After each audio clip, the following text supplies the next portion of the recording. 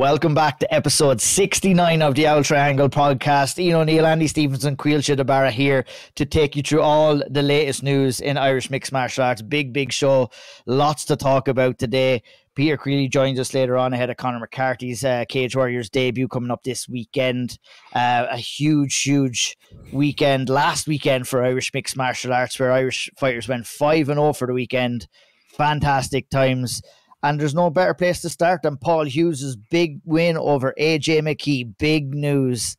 Paul Hughes gets it done in, the biggest Irish mixed martial arts win. It's definitely up there outside of Conor McGregor in the history of Irish mixed martial arts. Fantastic moment. Talk the talk, walk the walk. And, without any doubt whatsoever, took home the win over AJ McKee, and it was fantastic to see. And we got to start there, lads. I hope you're keeping well. I jumped straight in, no shit talk at the start, of course. If you do like what you hear, hit the like button, subscribe button, give us a 5-star rating as well. We always appreciate the support. But we got to jump straight in here. We got a bunch to talk about, Andy. We'll start, we'll fire it over to you first, over Paul's win. I think you labelled it on Twitter X a seismic moment in Irish mixed martial arts, and I think it was a perfect terminology for the type of win that we did see Paul Hughes. It wasn't, we were talking about it, and I hold up. I didn't think that Paul would do it. I thought Andy and Caoilte were right. Andy and Caoilte, Ian the hater. I was the only one on the team. I love being wrong in these moments, but I have to acknowledge and say that I did come out in the last one and thought it would be a close fight, and I thought AJ McKee's experience would play dividends in that fight, but it was not a close fight. I don't think it was a close fight, and Paul Hughes took home the unanimous decision win. I mean, we had one scorecard for AJ McKee, which I don't think has been talked about all that much, because that was just to the brilliance of Paul's performance. But I think that was a joke of a scorecard. Like, we mentioned in the Peter interview a little bit later on that there's definitely more of an argument for a 30-27 in this fight than there was for a 29-28 for AJ McKee. But Andy, fantastic performance by Big News. Great win for him. Great win for FAI. They're well and truly on the map now in Paul Hughes on worldwide kind of recognition for a fighter like Paul Hughes at this stage with a win like that. Yeah, I mean, like, obviously just joking around there to start ribbing you, but like, that's, everyone who picked AJ McKee heading into this fight had every right and every belief and every evidence to support that call. And that is why this win, we talked about it before going into this, if he were able to get this done, what a moment this would be. And it is fucking huge. And I put it out there, like, I think it's really important to take a step back and look at a win like this, because, we were chatting in the WhatsApp group that we have relatively recently. Andrew McGrattan was recording a podcast, and he reached out to me. He's like, hey, what percentage of fighters do you reckon went to the UFC? And we worked it out that 5% of pro fighters in Ireland who have competed have gone to the UFC, and that's just to get to the UFC. And when 1%, I thought it was 1% of amateur and pro, wasn't it, Caoilte? Okay, when you the numbers, yeah. And like, that's to get to the UFC, which is obviously a very impressive achievement for any fighter to get to. But when you look at what Paul Hughes was doing last weekend in Saudi Arabia, it wasn't, it's obviously not the UFC, it's in PFL, but the level that he's fighting at, it is worldwide championship level when you're fighting a guy like AJ McKee. And to go out there and, he goes out there, puts it on AJ, they exchange on the feet, he drops AJ, and he is within 5, 10, 15 seconds of finishing that fight. Had it not been at the dying bell of the first round, perhaps. Well, I mean, yeah, he definitely had AJ on skates, and it would have been a very pivotal. I talk about experience there. We kind of seen AJ going for a takedown again and trying to survive at that moment, but in certain terms, you saved by the bell, but like a lot of kind of speculative nature, like from us, if we were to say that. But of course, I mean, when you're talking about making statements in fights and setting the tone, I mean, it was the stamp of approval on an overall great first round performance by Hughes. And for me, it was, there's moments in fights where, when you go from a level of uncertainty to a level of assuredness and what way a fight is going to go. And it wasn't that when he got hurt, I don't think it was, for me, it was Paul's defensive wrestling here. And he sprawled, like AJ McKee shot in, I think after 30 seconds or 45 seconds. And Paul just blasted him with a kind of a lovely sprawl, got out of trouble. AJ went back down into his back. Paul didn't stand up and ask him to come up. He went straight into his guard and started hammering him with shots from the top. And that was the oh shit moment that we've big business here from big news. And then obviously, as you were saying, Andy, sorry to cut you off, that strong finish in the first round, unbelievable. Yeah, and then as you mentioned, not only to have that was the biggest moment in the fight, of course, is that the dying ends of the first round, but then to close out and don't get me wrong, it wasn't like complete one-way traffic by any means, but I thought that Paul Hughes, without a doubt, won that fight, and I would agree with everything you said there about the scorecard for AJ was a bit of a head scratcher to me. Now, full disclosure, I was watching this in a busy pub on a phone with a lot of noise and people around me looking like, what the hell is this lad up to? But I've been there before. But I was. So you're kind of questioning yourself. Did I miss something or whatever? But Paul Hughes absolutely won that fight, and to do that, to put yourself in that position where you are now right at the top of the heap, I think it's adequate. I think it's appropriate that it is labelled as the biggest win that any Irish fighter has had outside of Conor McGregor, and that includes Ian Gary's win over Michael Venom Page. And it leaves us in this incredible time right now where we now have two fighters in two organizations from Ireland with Ian Machado Gary and Paul Hughes that are right at the top of their game and on the ascendancy and very, very close. And with Paul's even closer now because of, we've got this storyline, this Usman Nurmagomedov storyline, and he's at the top of the queue. So we could have two. We could. Now there's a big, there are not many. Paul has a huge fight on his hands if he gets this Usman Nurmagomedov fight next. And Ian Machado Gary will have a couple of fights on his hands. But, it's not outside the realms of possibility that we could have a champion in both the UFC and PFL within the next year, which is outrageous to think for a small island like Ireland. We were so expectant and spoiled with Conor McGregor and the success that he had that we all, myself, I'm talking about myself really, but I know this applies to a lot of people. We expected, there's going to be loads more Irish fighters coming through. There's going to be loads more Irish champions. There's going to be loads more success. And that's just not realistic. So the fact that we are at this position now with Paul and with Ian, and obviously we're focusing on Paul, is crazy, and it should be celebrated, and it's a humongous achievement for Paul, that win, but also for his team, who he made sure to highlight, and he spent the camp there in Belfast for this one. It's a brilliant night and a brilliant achievement for Fight Academy Ireland and Liam Shannon and Pat McAllister. Yeah, fair play to the whole team up there. And they gave some great interviews, and you're up there yourself ahead of, we had a lot of them on the last episode of the Auld Triangle, which helped build the excitement and the anticipation for the fight. Caoilte, to go back to the actual fight itself, I mentioned defensive wrestling. Obviously, he was hurting AJ McKee. When you're looking back at that fight and you're breaking it down, what were some of the things that you were most impressed of with Paul Hughes going in there and the way and the manner that he defeated AJ McKee? Yeah, his composure throughout the entire fight, really. I at the end of the fight, I was gobsmacked, really, to be honest with you, with how dominant I thought he was, specifically in the 2 rounds that he won. But across the whole fight, how composed he was, I think played a massive factor, because there was no panic. He's against a guy who previously I would have put in the top 15 of the UFC in AJ McKee. And, the hardest test to date, looked so good in there, picked his shots very, very well on the feet. And the defensive wrestling, as you mentioned, that's the one thing that stood out, I think, before the fight. If you were to ask anyone. Phenomenal. It was phenomenal. Yeah, I was shocked by it, of how good it was. I was like, that's world champion level of wrestling or defensive wrestling.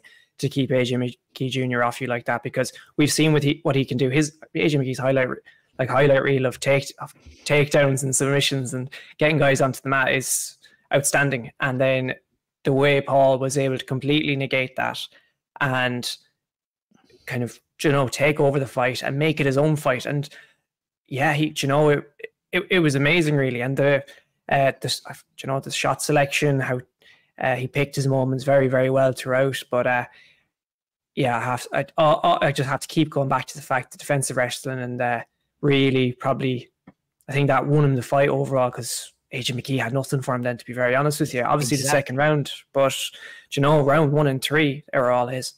Yeah, like, I mean, the argument was the second round, and if I could talk about that second round for a minute, it was like, AJ McKee came out and he fought a hell of a lot more tentatively, because what Paul did so well was he took away a lot of options from AJ McKee in the first round. Okay, AJ McKee thought he might have been able to stand with him. He found out early, Paul is quicker, he carries power. So yeah, what do? You try and take him down. No, Paul wasn't having that either. So we're going into this fight thinking, what way is Paul going to deal with this more experienced fighter? Well, the way that the fight kind of played out, it was like vice versa. It was like the two worlds. It was like AJ McKee was the lesser experienced guy, and he was running out of answers in there because Paul was taking everything away from him. And then he came out in the second round and he fought a very, like, kind of a slow, methodical, outside style fight. AJ McKee did, you know what I mean? And he was trying to get Paul to kind of rush in and make some mistakes in that manner, but Paul didn't do that either. And I mean, we were wondering, and I was wondering, and everybody else I'm sure was wondering too, is like, how is Paul going to answer all these questions? And he just ticked off so many boxes. The way he handled fight week, the way he handled the press conference, the way he handled the fight, the way he handled after the fight. Like, what a fucking week for Paul Hughes. It was unbelievable. And I think that's how you stake your claim as an elite level talent in the world of mixed martial arts. It's phenomenal stuff. Can I add, he also did it in front of an elite world talent in Cristiano Ronaldo, who is watching as well. And I think adding that to the equation is just incredible as well. Class. I've never seen that like that at those events. Amazing. And to top it all off, he comes out afterwards and he talks about that he was nervous, that he was very nervous, in fact. And had a bad fight. Had a bad camp. And, he didn't go into details, so we don't really know what the story is there. But I think he mentioned, I can't remember, I think it was an Ariel's show, or one of the, I can't remember which show or which interview it was, but he said it was both. He didn't give details, but he said it was both personal and fight wise. So no idea. I've no idea. No inside. But yeah, like if that's how that just shows if he can perform like that, and everyone has no one has an ideal camp, but it shows when you're at the elite level against the toughest competition you've ever faced in the biggest moment of your career, and you're not coming into it with full confidence, having had the ideal camp, and you can still go out and put on a masterclass performance like that. It's just phenomenal, and he is this new era. We've just watched Ilia Topuria put on one of the most amazing performances last night in the UFC, and it's fighters like Ilia Topuria where you're seeing him going out here and starting at legends and Max Holloway, and then he also has this skill set of the wrestling, of the jiu-jitsu. You're watching Paul Hughes go out here and put it on AJ McKee on the feet and know that he also has the grappling. And then you think to the next fight that could be coming down the line and what's going to be coming across him from the other side of the cage. And it's just so exciting because you don't see the holes, you don't see the gaps in a skill set. And that's for a lot, when you get to the elite fighters nowadays, they're all like this. So it just makes it so much more intriguing, and like the permutations of how a fight could play out, makes it, you have to watch the fights to see, you only get the answers by seeing it happen.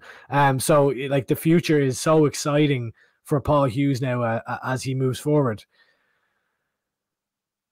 I never doubt him again. And it begs the question now, Caoilte, is what's next? Because he's after creating quite an interesting predicament for himself, because obviously we were talking about this fight as, the winner would be, the favorite going into the PFL tournament next year. And now he's called out Usman Nurmagomedov, and rightly so after a win like that, massive win. And, you look at that opportunity for him, and it's like, does he fight Usman? And what happens if he wins Usman? Is he going to go into the tournament as a champion? Because no one has ever really done that before. I mean, he's created quite an interesting problem, but a good problem for himself too at the same time. Caoilte, what do you think is next or should be next for him? Yeah, and I thought about it straight after, because beforehand we would speak about, it's preparation for the tournament. He's going to go for that 1 million next year. But a win like this, and then the call out of Usman Nurmagomedov actually biting on it too. Well, what we believe is him biting on it with the big news soon on his Instagram. I think that would be the fight next. There's a story behind it. It's a very easily marketable fight. You've got the biggest star in the sport in Conor McGregor actually getting involved with and engaging with this as well.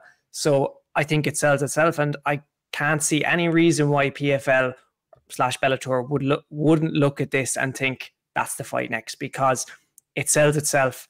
They're all for these like super fights, and I think that win for Paul has created a super fight for them and a super story to add to it as well. I'd love it, absolutely love it, and I do think that's next. And the predicament of the tournament, then I'd say he can nearly, if this fight was made, I think he could call his own shots. If they might opt not to and use him as a super fights, like one of those guys, like they're doing with Ngannou, not put him in a tournament. I think he could be one of those guys, to be very honest. And that's the fight I think next.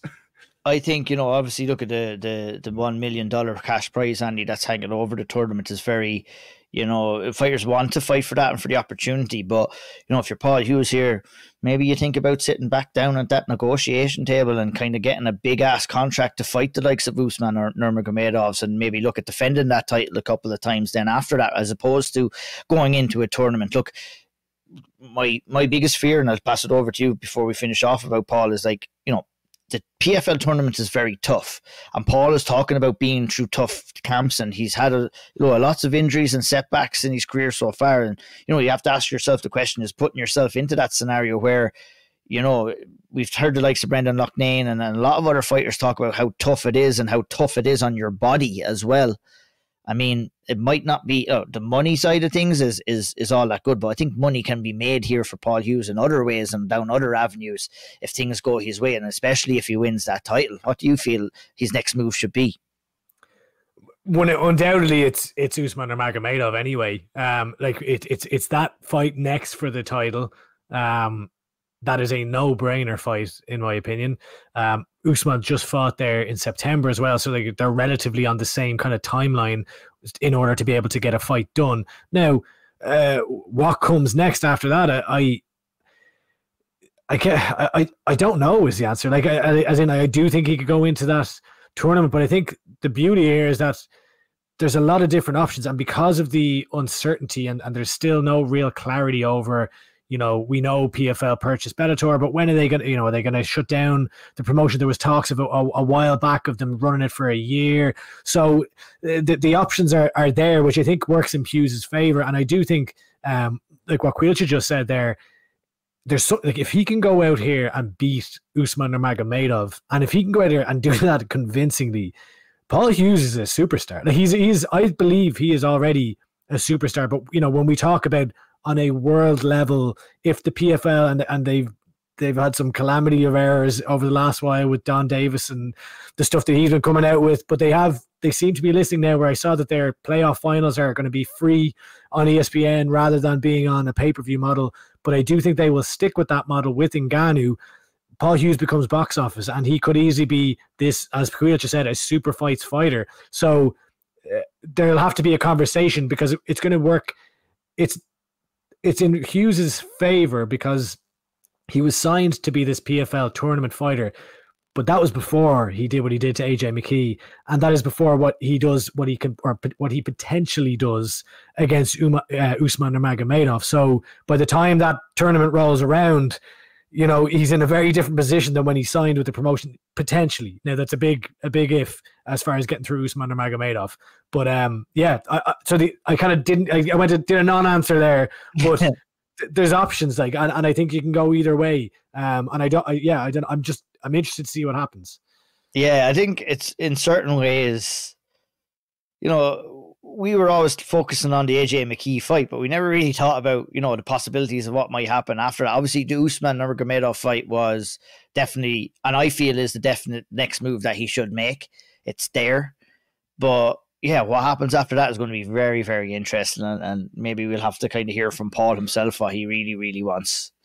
What if Brendan Loughnane is fighting for a PFL tournament? Now, I know he's 145 and Paul's 155, but like Brendan Loughnane versus Paul Hughes, in my opinion, is one of the biggest fights you can make in PFL.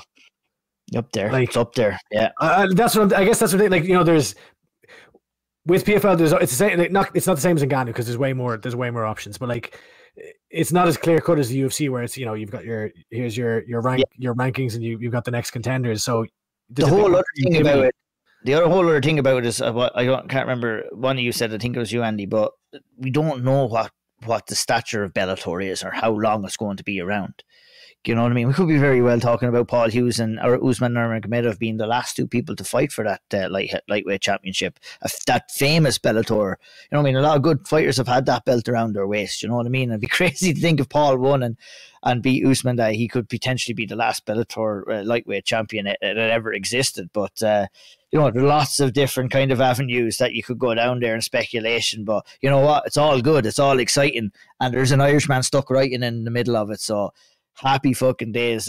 Fair play to Paul, fair play to the team. We like I said, same as last episode, we could talk about this for another 25 or 30 minutes, but we got to move on because that weekend was a very successful weekend for Irish mixed martial arts. And, over in Cage MMA in Germany, we had Team KF in Dom Norkus and Craig McGrattan, who fought over there on the card, picked up two fantastic wins, two similar enough wins as well. I mean, both finished in dominant positions. Obviously, Craig McGrattan getting the TKO win over David Kazuman in the first round, and Dom Norkus picking up the first round submission via head and arm choke over Jaime Rodriguez, a late notice replacement for Dom. He was going there against the undefeated German fella, but fair play to him. Like, I mean, this guy he was 21 and 41, bags and bags of experience. But let's start with Dom first. Andy just went in there and produced what is now becoming a typical Dom Norkus style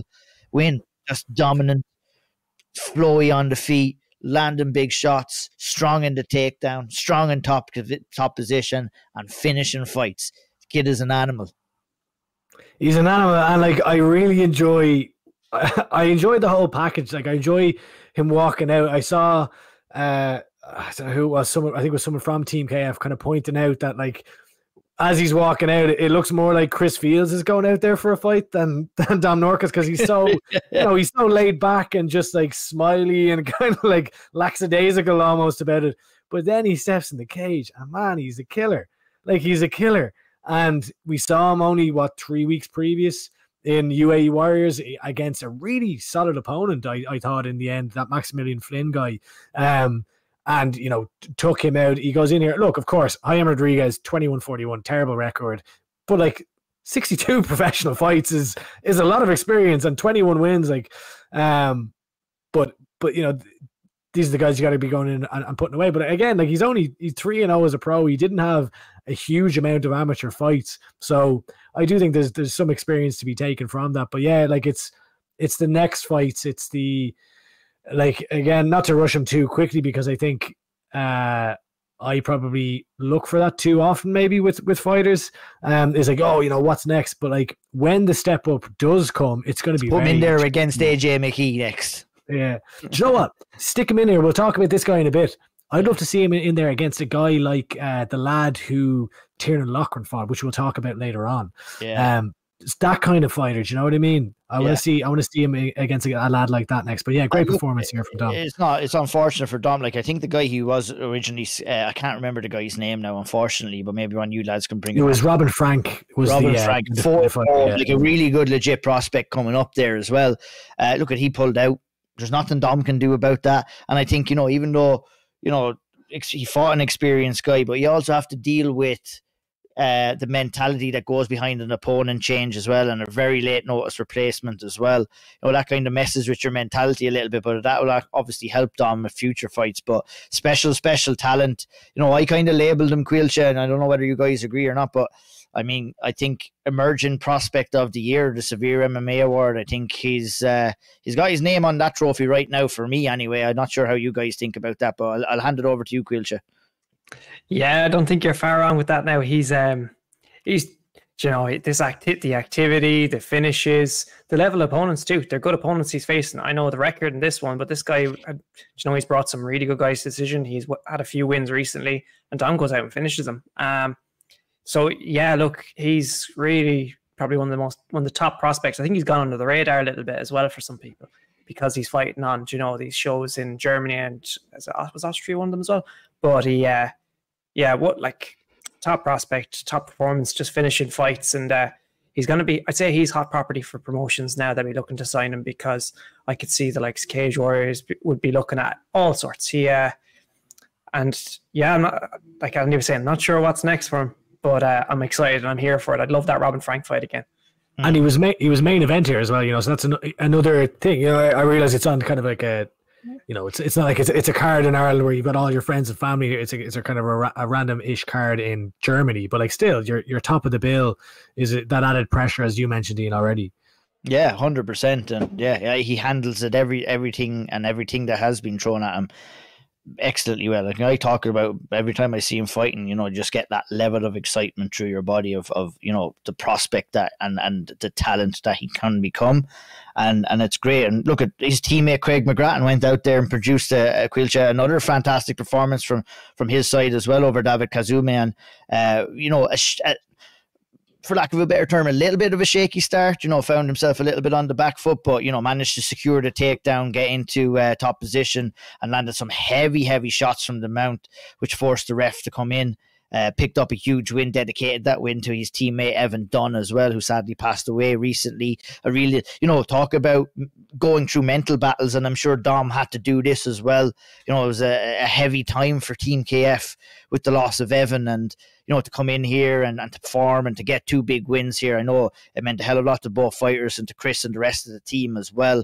And Craig dedicated his win to Evan Dunne, and it was just a fantastic performance and a fantastic gesture from Craig as well.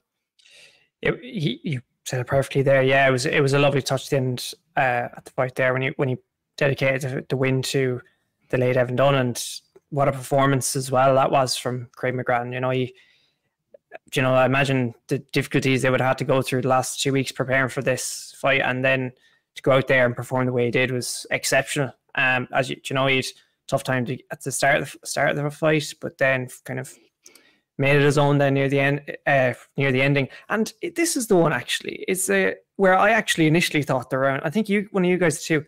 Did you think the round was over or something? I thought he got the finish, and then for some reason I thought the round was over, and it went. They went back. Do you guys remember this? No, I messed up, and as I mentioned earlier on, I was watching in a bar. I thought that I thought he was getting the finish, and they called the end of the round, and it was just that he finished him with like whatever, a couple of however many to go. So that was just me fucking up watching it in a loud environment, basically. That's when you were taking another sip out of your pint there, Andy. It's all right. We'll let you. No comment. Well, brilliant. Look at over there, Cage MMA. It's brilliant to see the lads there in Team KF. Look, obviously going through a tough time, but kind of the two wins there, I'm sure added a little bit of positivity to the gym too, Andy. Yeah, just to say about Craig, just before we move on, I think he's kind of underrated, because like the only loss that he has at amateur or pro is, you'll remember that he had that fight with Rory Burke where it unfortunately got stopped. It was a doctor stoppage because there was vomit. That's the only one, and he's drawn with Tiarnan and Loughran, but apart from that, undefeated. So he's kind of flying under the radar. 2 back-to-back finishes now to open the pros, and he's definitely been flying under my radar to an extent anyway. So he could be, I'm interested to see how he gets on, because he's perhaps underrated. Yeah, I would tend to agree as well, and it's a valid point. Also, last weekend, we had 2 fighters also fighting over in Brave CF on the 89 card over in Tenerife. Gerard Burns defeating Santiago Pavia via unanimous decision to move to 6-1. Richie Smullen defeating Jose Sanchez via guillotine choke, and after 29 seconds to move to 14-3-1 in his career Obviously, Gerard Burns, Andy, a very dominant win. You know, I felt the fight was a lot more even on the feet when I was watching it. But it was really when Gerard kind of closed the distance, got the takedown. He was very dominant in the grappling and that kind of massive. I think Burns, he had some great moments on the feet, but the real differential and what won him this fight, I believe, was closing the distance, getting the fight down, and you know, it was 30-27 on all the judges' scorecards. An uber dominant win here for the FAI, man, and it was a great weekend overall for Team FAI as well.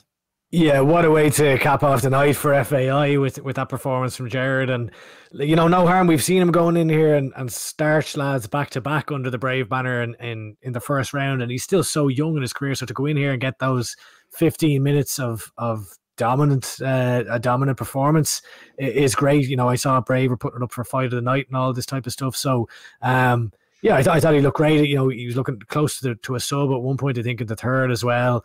So another really, really strong showing from Gerard, who continues to excel under Brave. And yeah, without jumping ahead too much, it's getting interesting over there in Brave in that division. And you know, yeah, it is. He's calling for Muhammad Mokaev already. He said he's gonna. What has he said? I'm gonna take him, hand me on a plate, and I'm gonna eat him or something. Yeah, very right though. You know, I was going to throw it to Caoilte as well, as like, you know, obviously that fight is there, and you know, looking at the fight with great performance. You know, if I was being honest, Caoilte, I don't know how you feel about it, but I'd like to see him in there with a couple of more opponents as well, kind of up the level a little bit, because when we do get to Muhammad Mokaev, we're talking elite level here. And you know, I'm not saying that Gerard wouldn't go in there and be somewhat competitive, but you want to make sure that, you know, and we talked about this before in this kind of scenario, you want to make sure that you're fully ready for a test like that when the time comes. 100%. And like I said on the last one, not just yet, not the next one, personally, in my opinion anyway. It could end up, I wouldn't be surprised with Brave, but I feel like to get the best possible fight out of the two of them, and you know, I think maybe one or two others. I said it before, the likes of Shorty Torres. I know he's fighting a bantamweight, but he can make flyweight, so I'm not sure what's happened there. I feel like that kind of steady build-up between, using the example of Shorty Torres, Jose Torres, getting fights like that and building up towards Mokaev would be the route, in my opinion. I think that'd be a great way to build wins over them, really put your stamp in the division and make you inevitable when fighting Mokaev. Then you're proven in every regard, in my opinion, that when it comes with wins over guys like that. But yeah, it's really heating up now, and Brave are keen on it by the looks of things. So who knows what it could come a lot sooner than we may think as well. Who knows? Yeah, absolutely, man. I mean, we have Jack Cartwright as well now, is now out of contract with the UFC. I'm under, you know, there could be a potential. Jake Hadley. Jake Hadley. I always get the two of them mixed up. Jake Hadley, sorry. Easy get mixed up. Yeah. Jake Hadley, who's very unfortunate, I think, to be cut from his UFC contract, but he's on the market now. You know, Brave would come for him. I mean, it would prove another good test for Gerard Burns. So, I mean, the tests are there. The tests are there for Gerard, and he's passing all those tests right now. He's looking really good. I think the promotion likes him, and they're looking to build him as well. Just hope that they build him correctly. That's all we're looking for here. You know, they should make but if I'm Brave, they should try to make that Jake Hadley versus Muhammad Mokaev fight now. I know, I think Hadley was up at 135 or there was missing weight or something. Yeah. But like, and I think Gerard is handling it perfectly, where like he's calling for Mokaev, but I don't think they should give him. I think they should give him like one or two more and have him continue. Like, he's just going to naturally, that's just him, what he's doing. He wants that fight, but to build that storyline to be like, he's fucking ducking me or whatever. And then, like, let's be real as well. You know, he's at Brave for now, but I'm sure he's got sights on the UFC, and you know how they work. It'll roll around. You know, you're talking, you've got 9 months now to play around with before the Contender Series. That season will start to gear up again. So there's you can get a couple more fights in. Maybe you can get that title fight going then at the end or something like that. But you know, he's what, 6-1 now? Is he 5-1, 6-1? 6-1 right now. Yeah. You get 2 more fights or 3 more fights, 7-1, 8-1, or 8-1, 9-1. Like that, the UFC will be looking at him then as well. So yeah, I don't know. Sorry, rambling on here. No, you're good. You're good. Caoilte, Richie Smullen picked up a super quick finish over Jose Sanchez via guillotine choke. The fight was over before it even got going here. The first takedown attempt from Sanchez, Richie snatched the neck, got the guillotine choke, got the tap at 29 seconds, puts him in a pretty powerful position there as well. And I know he's chomping at the bit for another UFC shot. I wonder, is that enough for him to get the job done? I wonder, will that see him over the line and getting another crack in the octagon?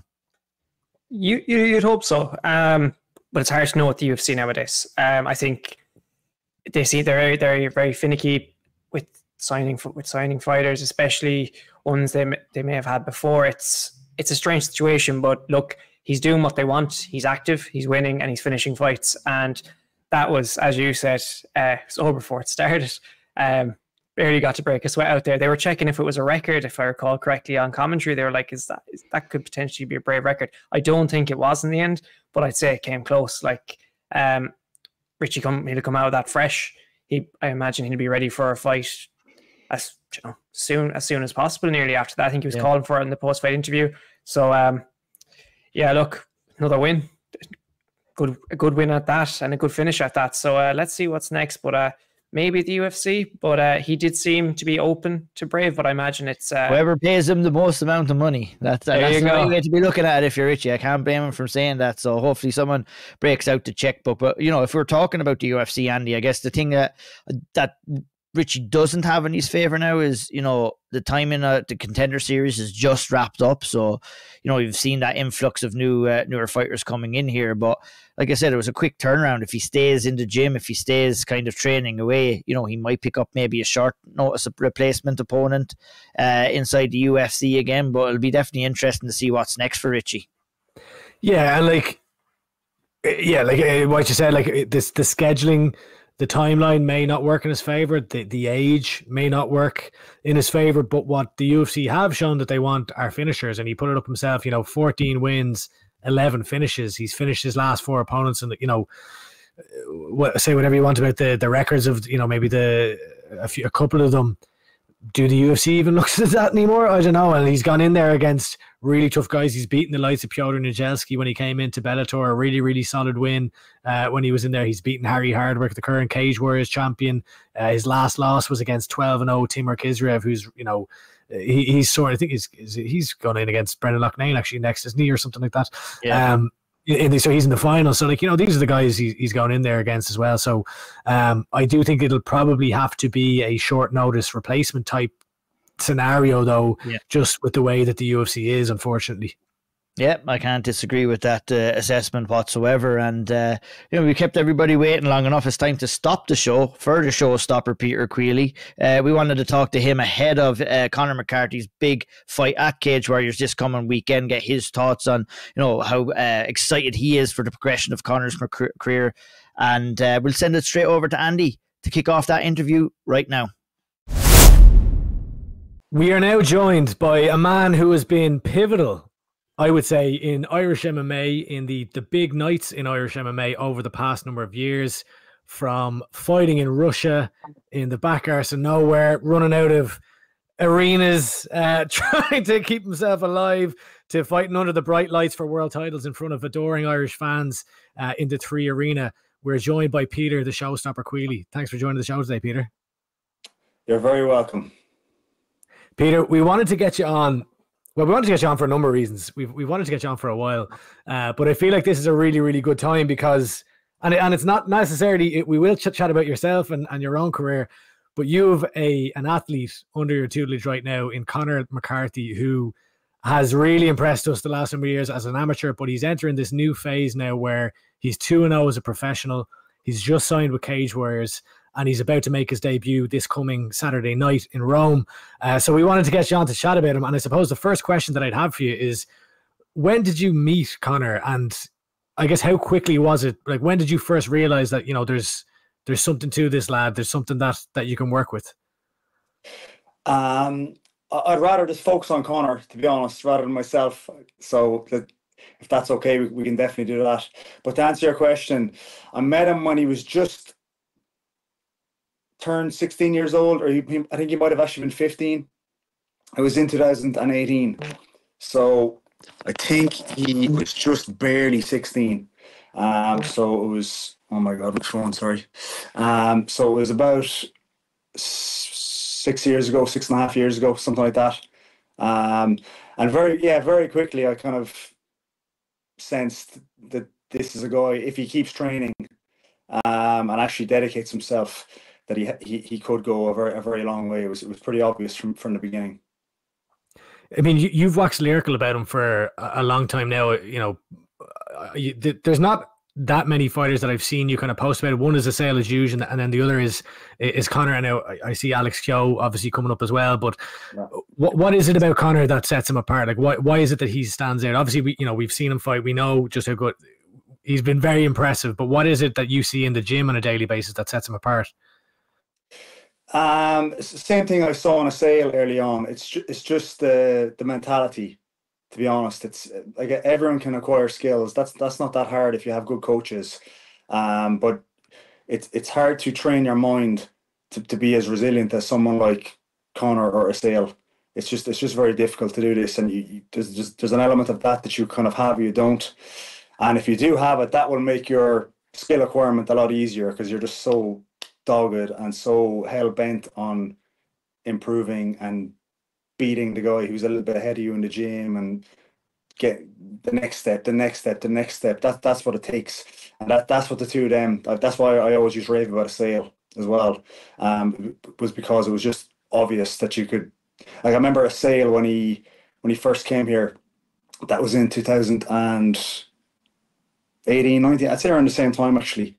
And I remember he kind of gravitated towards me and Macwan in the early days, and he was a very poor grappler when he arrived to Dublin, and he was like a restaurant. He used to just get destroyed in every round, but he did not care, and he just kept coming and like wanted the hardest rounds, and very quickly you start becoming, not the restaurant. Now you're becoming towards the top, and that's how it works. And it's hard to take that when you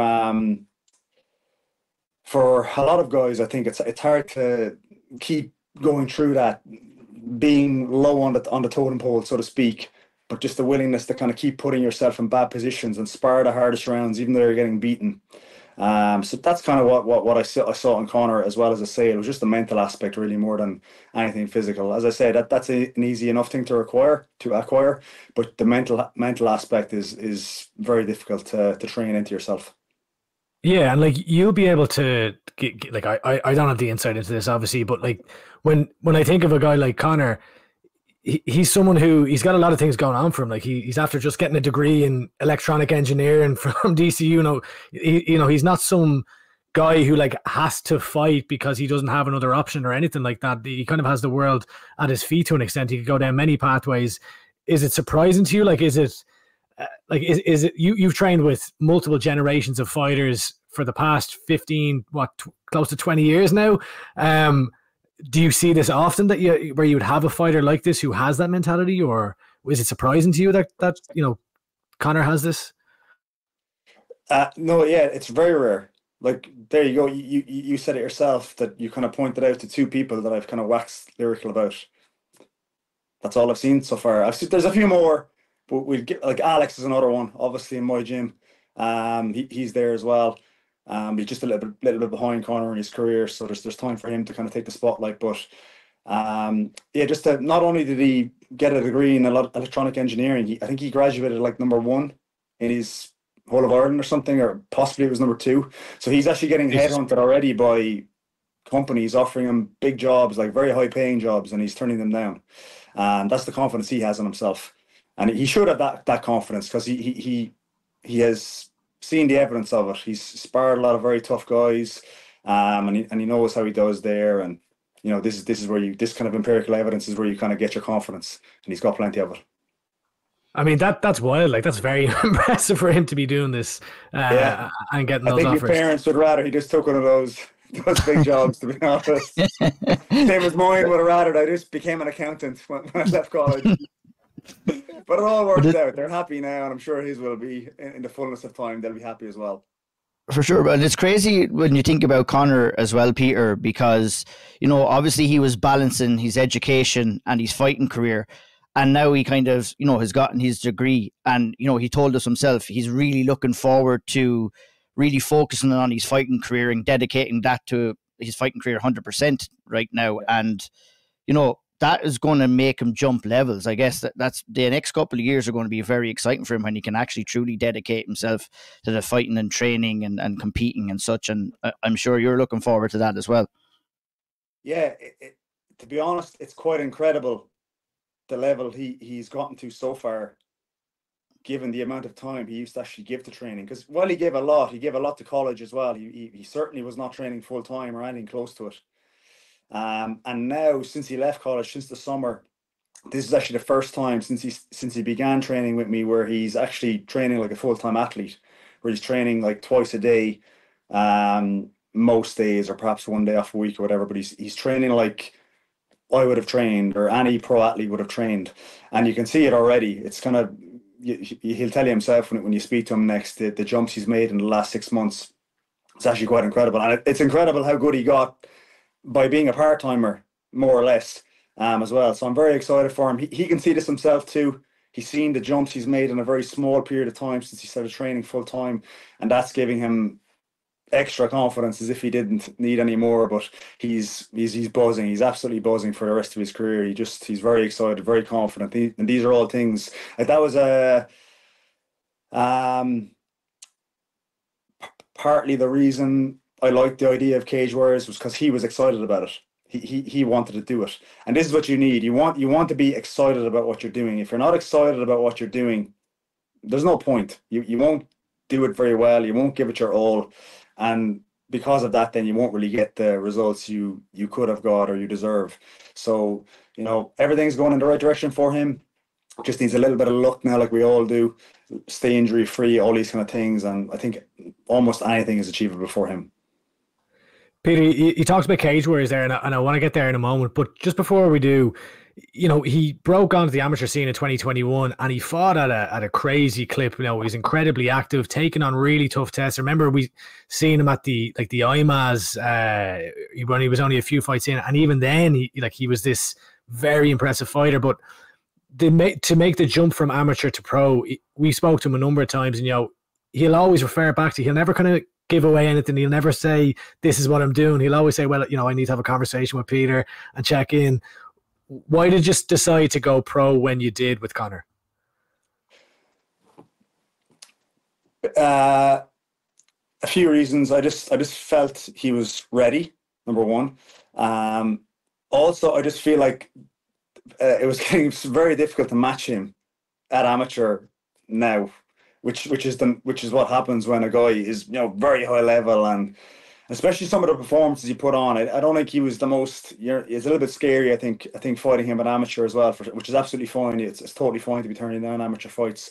So that was another one as well. It just felt like we'd exhausted the pool of fighters you could fight against in Ireland, and also it was just nice timing with college.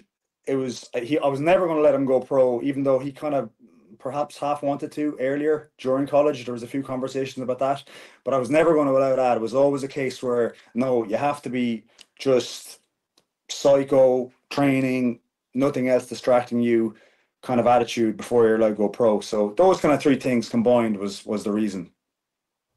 He obviously then turned professional and had a few fights in Cage Legacy, and I'm sure the matchmaking challenges came up in full force then, and he had God knows how many different opponents, and, you know, there were 6 for his last one, and I would say 3 of them were in the final week.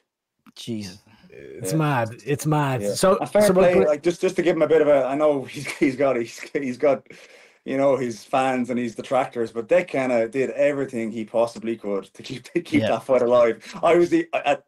To be honest, anyone else by the Wednesday would have been like, look, Peter, I can't get someone for him. But he flew a guy in. There was 2 opponents Wednesday and Thursday, 2 different guys, and he spent money on flights, wasted money on the both of them, and finally got one in then. So just to give him his dues there, he really. I'd say Declan would have probably got in himself to fight if he had to. I think he might have. Yeah, there was a lot of tickets sold, so I think he was.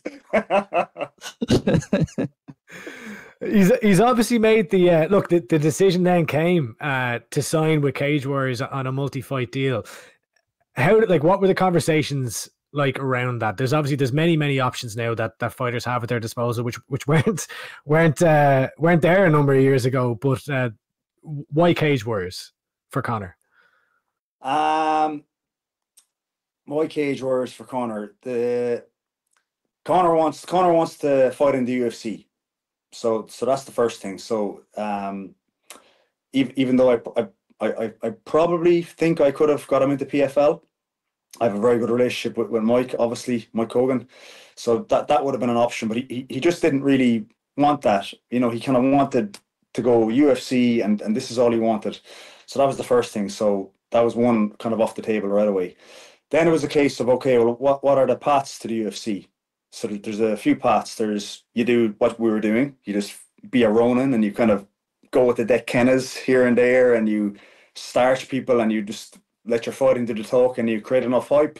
It kind of doesn't matter where you're fighting to a certain degree if you're sparking people and you have a good personality and you can kind of get your name out there. But these are other qualities that you need to do, and it's not easy to do that. So that was one option. And then there was, the likes of Cage Warriors, LFL, these other shows that are on Fight Pass. You kind of pick one of these. FCC in the UK, there was talk of that for a while. All these kind of different ones. And the reason I went with Cage Warriors is it's kind of like the devil you know rather than the devil you don't. And I know Ian Dean quite well. Not that he's a devil, he's a great guy, but just a phrase. But I knew Ian very well. He always treated me exceptionally well. Was always a big fan of me, no matter what promotion I fought on. So he was the one I felt like I could pick up the phone to and have a conversation about it. And I felt like he would work with me and it would be a good fit for us. So that was kind of the process. Now Conor kind of did mention Cage Warriors because that's the one, partly because of you guys and the success other fighters have had there, that's the one that's in their mind, the young fighters as well. So he had kind of mentioned that one as well. But ultimately it was, I kind of felt comfortable with Ian as well. That was important too. So that's how it happened. I picked up the phone to Ian. I talked to Conor first, obviously made sure that's what he wanted to do. He did want to do that. It was a very short conversation. And then I picked up the phone and got on to Ian, and that was it. It was very straightforward after that. Yeah, and I suppose the beauty is that there are options out there now. Like, it's not just that you have to go down a particular route. But one of the things that we kind of focused in on, and I think it's absolutely brilliant, is like, you fought on Cage Warriors before, but it was a long time ago, and in the period of the last few years, there hasn't been SPG fighters on Cage Warriors. Obviously, whatever's going on in the background, I don't know. It's not really any of my business necessarily. But in more recent times, both John Kavanagh and Graham Boylan have both said, look, they're willing to kind of let bygones be bygones and reopen that channel for SPG fighters, which is a great thing for the fighters more than anyone. Were there any barriers, or like, were there any that come up in conversation? Did that come up at all as far as like the conversations of putting Conor to Cage Warriors? Because he's the first Irish fighter in a long time to, from the SPG stable to sign a deal with them. No barriers at all. Like number one, I think that has been John's position for quite a while, the one you just described there. I think it's more that he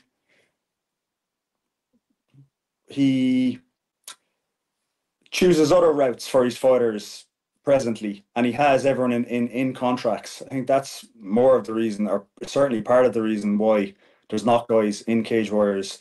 Like, he's had this relationship with Bellator and now PFL with almost 6 years. So you have to remember that. So you're kind of funneling your fighters in there now. You've kind of gone that route. So I think that's a big reason. And as you said, I think it was actually you who interviewed him in that interview. Was it? Am I right there? Yeah. Yeah. Go ahead. Yeah, and he said as much that I have guys in good contracts with other shows, but I'm certainly open to it. And to be honest, that's kind of how I have seen his stance on it with a while. But like, it's great that they both said that publicly, and it kind of because perhaps people did not know that. Maybe there was a barrier, perceived barrier in there, and that in turn then stops guys from talking to their coaches about fighting there or whatever it is. But yeah, for me and Conor, no barrier at all. Didn't even come up in conversation. Wasn't even mentioned. Nor should it. Why should it? 100%, and like I thought, I loved hearing John talk about it, and I loved hearing Graham Boylan talk about it, because like what John said to me in the interview that you referenced there was that he's chasing was it mortgages or something, like basically he wants to put his fighters in financial positions where they're able to buy a house was the guts of it, and the reality is cage warriors don't pay as much. Like that's just the facts.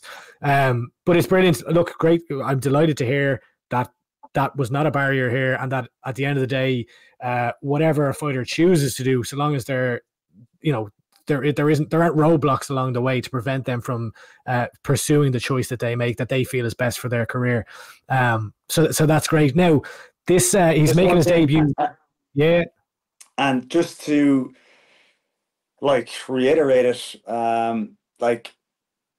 even if there was some sort of a problem with me, for example, because of my relationship with John, and now whatever, that is not going to stop me doing the best thing for Conor. And there was actually an interview, I can't remember which, it was actually one of the 3E that did it, where I felt like that was touched on, where not that you said that in bad, but just there was this small inkling that I might make some emotional decision because of some beef that I might have with someone for Conor's career, which is just would never ever happen.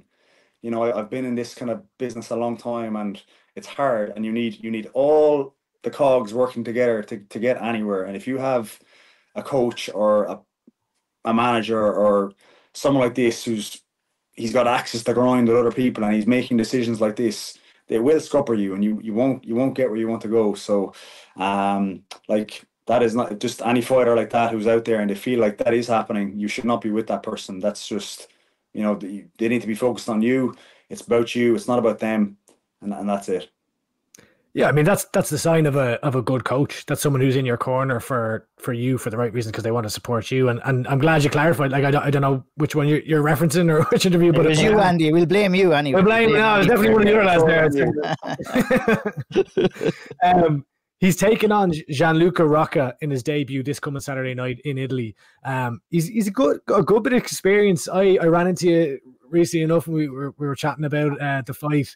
I think this guy is a really solid test for him. He's a bit wild from what I've seen, but he's not a lad the lads that Conor fought on Cage Legacy. I don't think are of the caliber that Gianluca Rocca is. I think this is a step up in competition, and I don't think he's going to go away easily. Now, that's not to say that Conor can't get the stoppage, because we've seen what he's done in the cage. But how do you see this fight? How do you see him as an opponent? Yeah, good opponent. I think the skill level is pretty different. I think Conor is vastly more skilled than him, in my opinion. But experience matters, and that's why this is a kind of a good fight and a good matchup for Conor. He's got 12 pro fights. Conor has 2. And I can tell you from experience, when you've had 2 pro fights to 12, you think you have a lot of experience at 2, and then you have 10, and you realize you weren't that experienced at 2. So this can matter, and this can help him. But as I said, the skill differential is very different. Also, you have to look at the amateur careers. Conor has whatever he has, 13 or 14. If you combine amateur fights and pro fights, Conor is actually more experienced. And if you look at Rocca's first few pro fights, they're kind of a bit wishy-washy, kind of canny fights. So I think the experience terms will actually even out a bit with the amateur fights worked in, because Conor had a very stiff amateur career. It was especially towards the end, there was a lot of very good guys that he fought. So he'll be bringing pretty good experience in there as well. But just in terms of the fight, I think it's a good matchup. Ian Dean kind of described it as a kind of a showcase matchup he wanted for Conor. He kind of toyed with the idea of having another 1-0 guy or 2-0 guy in with him, but he wanted to go with this one. He was good with how he worked with me with it. He kind of wanted to make sure I was okay with it and stuff, but I am okay with it. I think it's a good matchup. I think it's a fair fight, and it's going to be a good test for Conor, and a one-day pass, I believe. It's very interesting to hear you talk about that, Peter, because I find that a lot of times you'll have maybe people within MMA trying to flip it the opposite way to be like, oh no, the opponent, he's got way more experience, it's great. So to hear you kind of speak bluntly and plainly, it's refreshing. When you're looking at his next number of fights within Cage Warriors, like what's your ideal pathway? If you were to lay out the next, say, year or two or whatever you have in your mind for Conor's run of Cage Warriors, how do you see it going, or what way would you like to see it play out?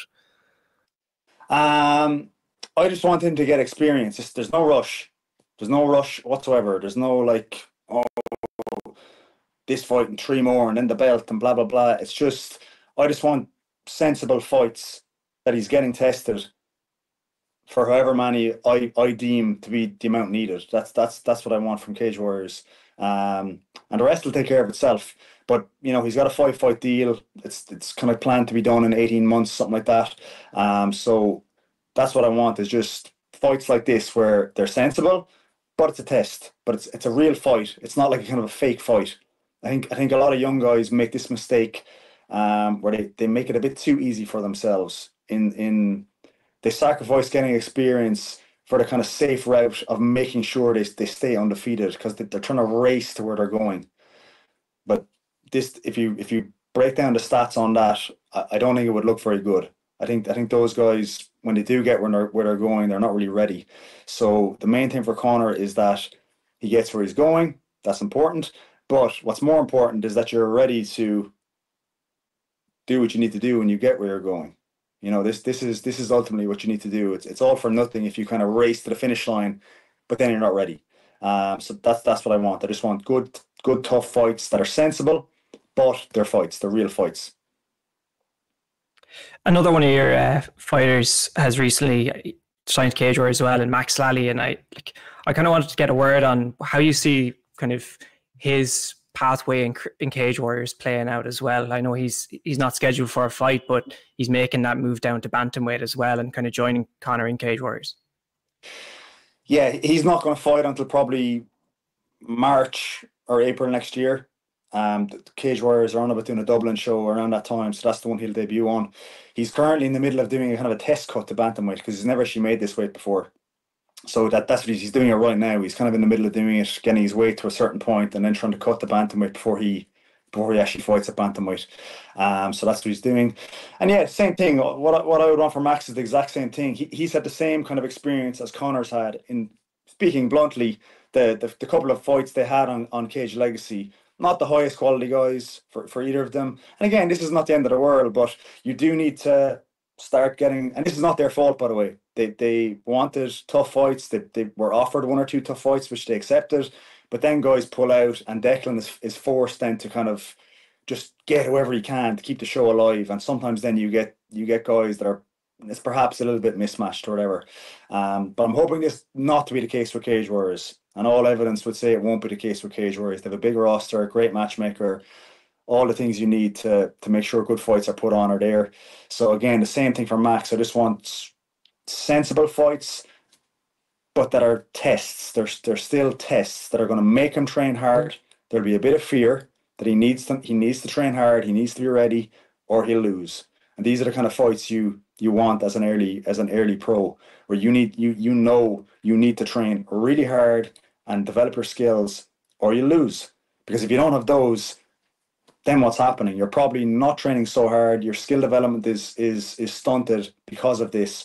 And when you are 27 or 8 or whatever you're going to be, and you're going to make that big jump to some big show, where you're starting to get really tough fights now, you're not where you should have been, And these early stages in your career, I can tell you from experience, you make the most gains in your first 5-6 years of training, because you're so fucking hungry. You're just so crazy about training. And as you start getting older, then the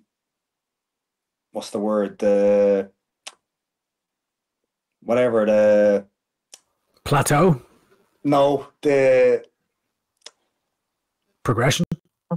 No. Just going to start throwing out words here. This is not the right word, but the scale? The size of the fights, and the consequences to losing, or this is what you want. The consequences to not showing up become greater. So the risk of injury becomes greater do you know what I mean? So you're training a bit more careful now, and all these things happen that kind of slow your progression as you go up the scale. You've a lot more to lose if you get exactly. injured. That was a simple way of saying it that I should have said at the start. But you have a lot more to lose, so you don't train probably quite as hard as you do in your early days when you have fuck all to lose. So again, you know, this is important for them that they're doing it now, and that they're getting these kind of good, sensible tests, but that are tough fights. So same thing I want for Max. I just want the exact same thing. I'm not thinking about anything else. It's just these first 5 fights, that they're good tests, that his skill progression over that 5 fights is as much as it possibly can be. You're speaking a lot with the skill progression there, and they're obviously, you know, they're on this similar path now, similar record. They're both young, both signed to Cagers, both training with each other, I imagine day in, day out. We've seen on, I guess, Instagram stories from you putting them through their paces, and then some in particular, the two of them sparring. And I just want to see if you give us any bit of an insight to, I guess, how high a level of those spars are for you watching over as a coach. Because from the outside perspective of media, we look at the two of them as really high level prospects. It seems, you know, we'd love to be a fly on the wall in spars like those with two guys that we'd be so excited about. Yeah, it's great. It's like him, excuse me, Conor, Max, and Alex in particular. It's about as high as I've ever seen.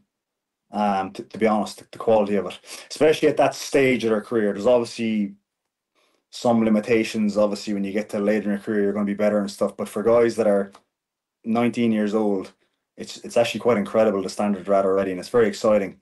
So yeah, those three, they're on a par. I would say they're very different fighters, all three of them. They have different kind of skills, but overall they're very similar in terms of the skill level they have. And it's just wild to watch, to be honest. We do a couple of big sparring nights in there, and they always kind of surprise me, actually, some of the things they do.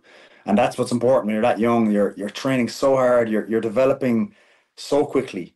But you'll only get this if there's kind of a wolf at the door in terms of an opponent that you're afraid of, and you have to train hard. And so it's important that they get these hard tests. But to answer your question, yeah, it's amazing. Very, very high level. Actually, Conor was in John's there last week sparring a Sale. I don't know, you might have saw my story, but that, again, same thing. It was one of the best spars I've ever seen. Incredible stuff. But actually, it's funny. Conor's opponent, I know when the opponent came up, when Ian sent it to me, I was like, I know this guy, and I started thinking about him, and I texted a Sale. I sent him the picture of him, and I said, "Did you spar him before in John's?" And he was like, and he sent me the clip. He sent me a clip of the sparring. I was actually cornering him for the spar, and then it all came back to me. So I know this guy. He was actually in John's for a very short time. He was in there for like a week or 2 weeks, and then went away again and came back for a week or two. So I've actually seen him spar with a Sale. So, you know, Conor had a great spar with a Sale, and a Sale was a little bit of a boogeyman for Conor in a way, because they sparred when Conor was very young, when Conor was like 17, and a Sale was obviously a lot better than him back then, and kind of, you know, spanked him a little bit. But you see, then he came back and faced them, and they had a very competitive spar, so he was really happy about that. So two of them are great. And as you said, then yeah, Max and of course Alex as well, very good, just very exciting. It's just incredible the level they're at, and it's exciting to see where they'll go. There are other lads in the gym then as well, I guess. I know you mentioned Alex there, but I know you've got the likes of Jordan and that. And is there ones you see following the same kind of route as Max and Conor have at the moment? Do you see that happening over maybe the next year, 2 years that we should be focusing on as well? Jordan, he's about to go and do the IMAFs, the world one now. In 2 weeks, he won the European in the summer. So that's about as high a standard as you can get as an amateur, as you know. And hopefully, I think he can win the worlds as well. Hopefully, he's had another guy over the last year, just incredible skill progression, especially in his striking, and the comfort level of his striking. Because to be honest, when he came to me a couple of years ago, his grappling was already extreme. His jiu-jitsu was already amazing because he was training with Kieran Davern. So I kind of inherited this really good jiu-jitsu guy, but he had some problems elsewhere. But he's now, in the last 18 months, a lot of that's after catching up to the jiu-jitsu, or perhaps passing it out in some ways. So he's another guy for sure. And again, he's another guy that kind of lives and breathes it. He just... it's actually they remind me of myself, to be honest, when I was close to their age or a little bit older, where it's all they're thinking about. And that's what you need to be. You know, you need to be that way, because I can guarantee you there's the Czechoslovakian version of Alex is over there, and he's doing it. He's out there, or whatever country. There's other guys like them, their age, who are doing it. So if you're not doing that, when you meet those guys, you won't be ready. So any young fighter like that, it's kind of a lonely road, and you kind of sacrifice a lot of stuff, and you give up a lot of your youth, so to speak, or whatever. But you know, hopefully it'll be worth it for them. But they're inspiring to watch, pleasure to train. I give them so much time, and I'm happy to do it because they're putting so much in themselves. Peter, a couple of last ones from me. Thanks for the time so far. When you're looking at the overall state of Irish mixed martial arts right now, obviously in the domestic scene, we've been talking about here, plenty of shows up in the north, but we're suffering a little bit down in the south with no domestic shows and opportunities for young fighters to kind of, you know, get that experience. And then into even a larger scale, we're seeing some of the bigger shows who, you know, you played a big pivotal part in the growth of Bellator and selling out shows here in Ireland as well. We're not really seeing that in Irish MMA anymore. You know, the crowds are kind of dwindling. So just wondering and curious what your thoughts on the current state of Irish mixed martial arts for fighters, and look, you're overseeing it as a coach now as well. Yeah, it's not great, to be honest. And again, poor old Deck, he had his detractors, but he was the only show in town. He was keeping it alive, and I always tried to help him as much as I could for that reason. But again, without him there now, it's slow. You know, only for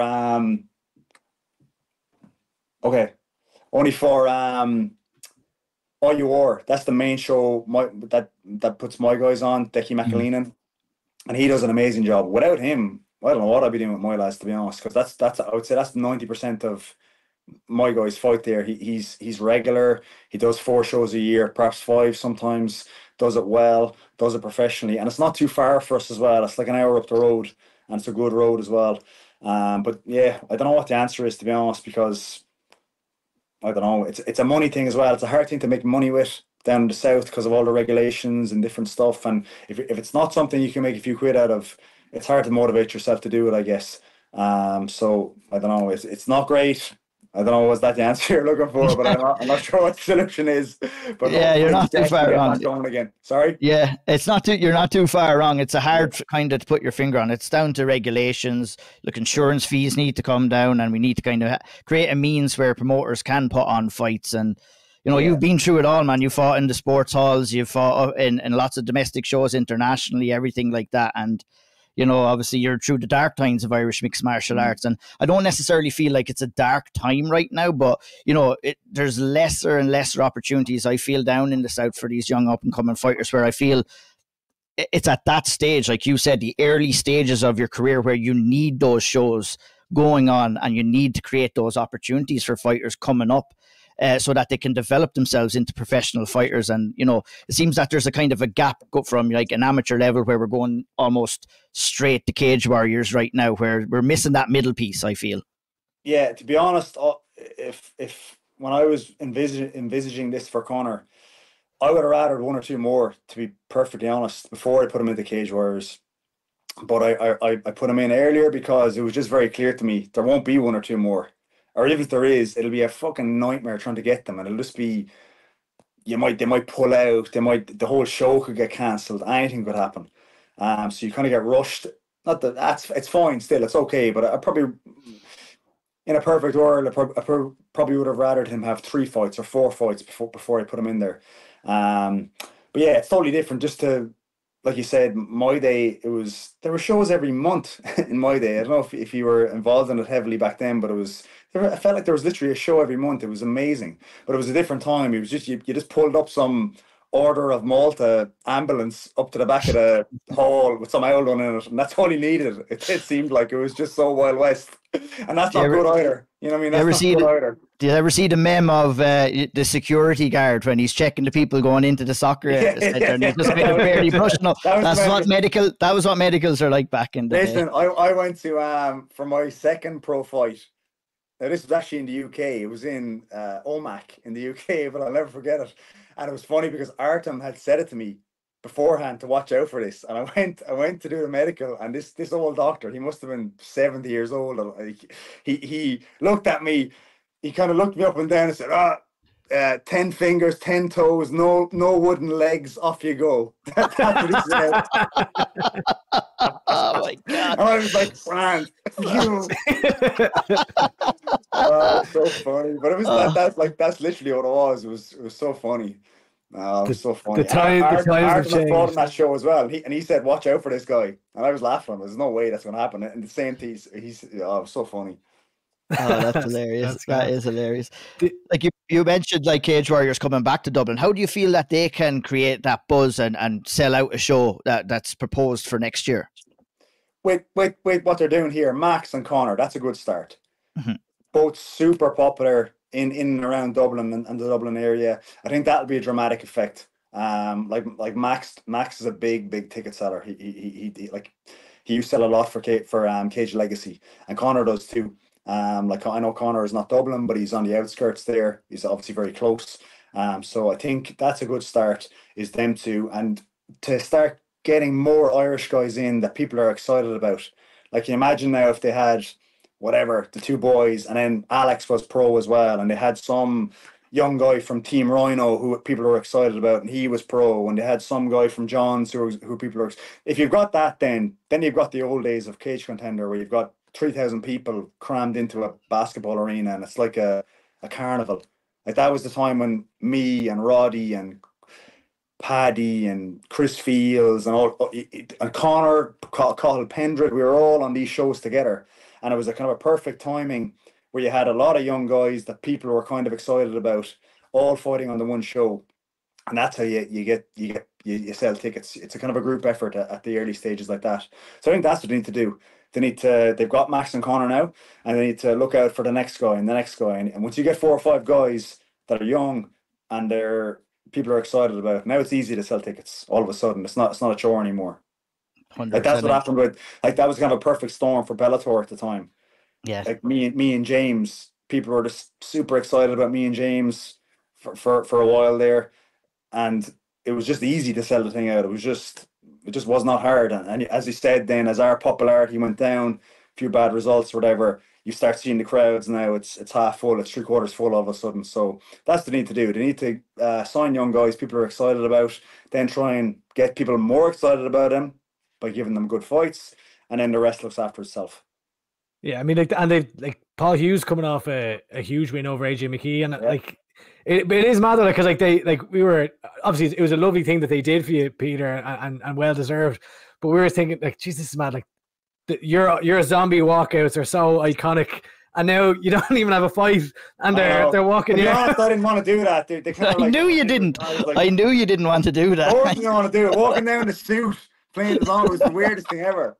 Yeah, I think even the crowd thought it was weird. They're like, "What's going on here?" It was like WWE that were telling you that we weren't going to fight, and next thing, boom, here you are. You actually are going to fight. I felt like Vince McMahon, the suit jacket on me. Walking down.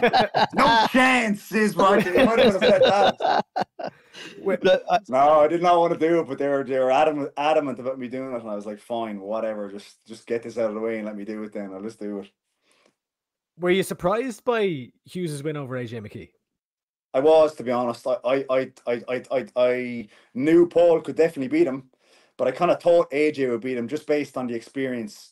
It wasn't a skill thing. I knew he's an amazing fighter and he could definitely beat him, but I just thought the experience would be the difference, where AJ's had double the amount of fights and against much stiffer competition as well. And I thought that's what would be the difference, but it was not. It didn't matter at all. It wasn't that close. I couldn't believe they had a split decision, to be honest. I thought he trounced them, to be honest. It was pretty straightforward for him. Who would you pick in a fight between him and Usman and Magomedov? You'd have to go to Usman again for the same reason. Just he's beaten, but again, who knows? You know what I mean? I was wrong there. So, but again, you'd have to go to Usman. He's just fought the better guys, and again, the better guys at lightweight. So Paul has only fought a few good guys at lightweight, whereas Usman's fought more good guys at lightweight. So you just got, when the skills are kind of similar, you got to go with the experience then. But again, I would not be surprised whatsoever based on that performance. If based on that performance against AJ now I'm kind of a believer that he could actually beat Usman as well, because AJ is great, and again, like I said, it wasn't close. He kicked his ass. It was not close at all. I didn't think. I don't know what you thought, but I didn't think that was a close fight. I couldn't see AJ ever beating him based on that. No, well, the 29-28 scorecard for AJ, there was more of an argument for 30-27 to me for Paul. I thought so, yeah. I probably did think it was 30-27, to be honest. Yeah. Now 29-28 was okay as well, but it was whatever. I thought in overall, just watching it, it was like there's a winner, and it's pretty obvious. I thought at the time. Peter, I'm hoping for a bit of a public service announcement here, and that you agree with me. We talked about the zombie walkouts there. Obviously, you had the one against, I think it was when you were fighting Scope that night. That was incredible. Of course, the title fight in Dublin, that was incredible when they put that video package. But look, I love the zombie walkout. I love when you do it. I loved when Ash Daly did it. I even like, and I know you had a bit of back and forth in Instagram comments, I liked it when Rhys McKee did it in Cage Warriors. But I feel like it is the most overused song in Irish MMA now. And I'm wondering what your thoughts are on this. I mean, you're the guy who's like most linked with it these days. What are your thoughts on it? I agree. I agree. I'm not, no arguments here. It's just, I think the peak overusedness of it was when I walked out in a fucking beige blazer 3 months ago. That's when it's that and that many men. That many men. Just stop using this. Okay, you've heard it from him. Please find us about.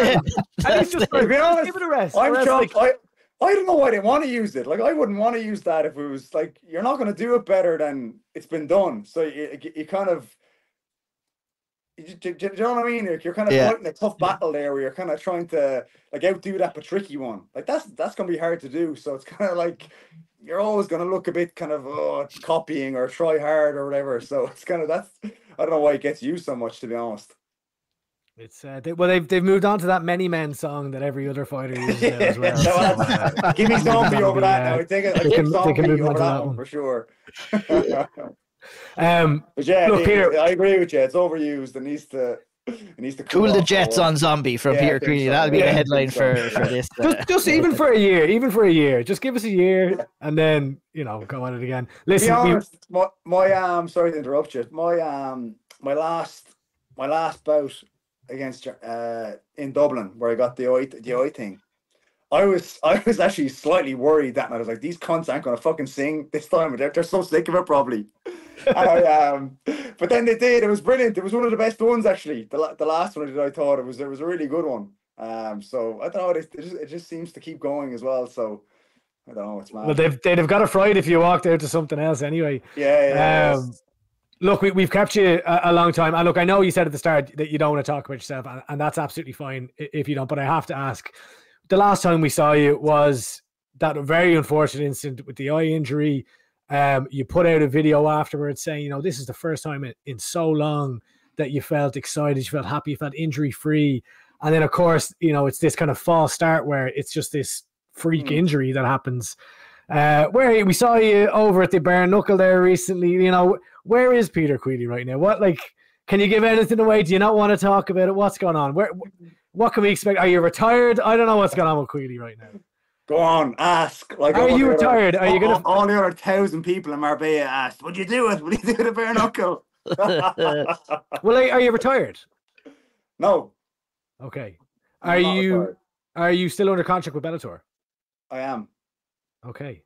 Would you do it? No, I don't even. I like these yes/no answers. This is a good format. All right. Would you do bare knuckle? Would you do bare knuckle? Would you do bare knuckle? If you weren't under contract. I wouldn't not do bare knuckle. Okay. Will we see you fight in the next 6 months?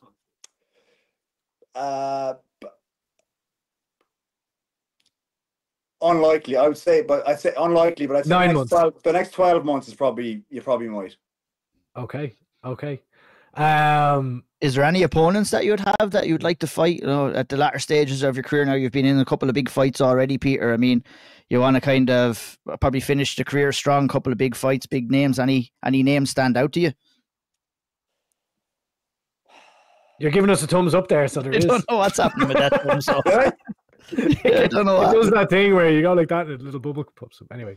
I don't know. I don't know, to be honest. I haven't thought about it. To be honest, I had quite a bad back injury over the summer that I've been dealing with, so I wasn't really thinking about fighting or whatever. I've just been not giving it too much thought, and I've been knee deep in the coaching and enjoying that. But yeah, if I'm going to fight again, it will need to be a meaningful fight. I'm not fighting some 24-year-old who's looking to make his name off me. I'm not doing that.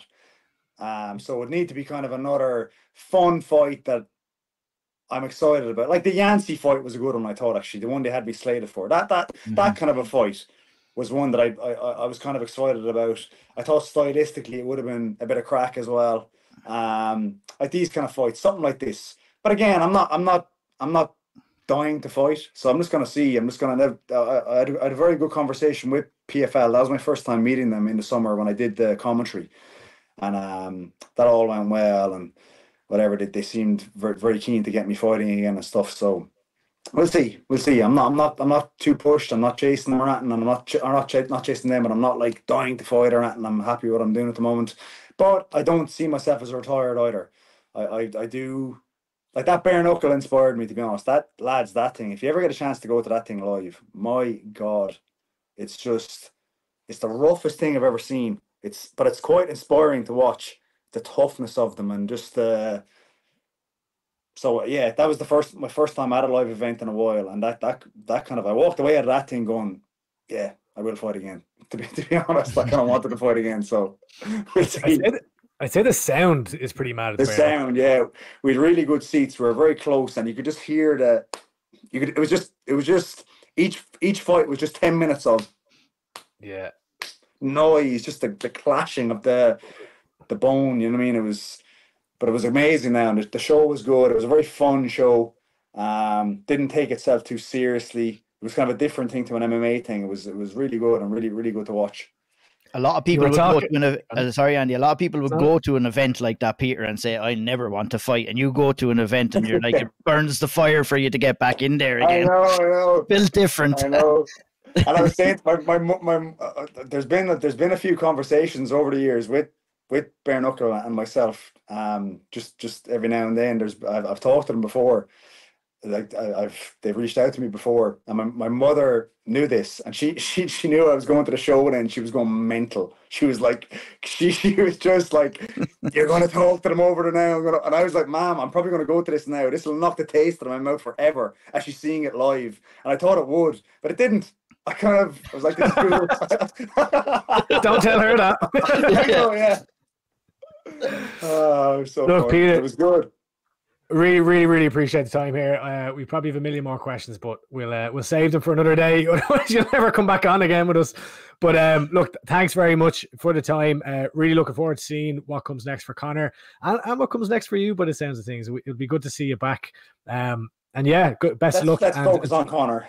Yeah, we'll keep it on Conor for now. Look, thanks for the time, Peter, and we'll chat to you again soon. Oh, okay, boys. Thank you. All right, a couple of fights that we want to talk about that happened this past weekend. Obviously, we'll start with Stephen Costello first, lads. Obviously, he was going to be heading over there to Eternal MMA over in Perth, Australia, to take on Alden Bates. News broke yesterday morning. I guess it got to you before it got to me. I woke up and you'd sent a message into the group, and it was such an unfortunate turn of events for Stephen. The fight got pulled. Alden Bates missed weight by 9 pounds.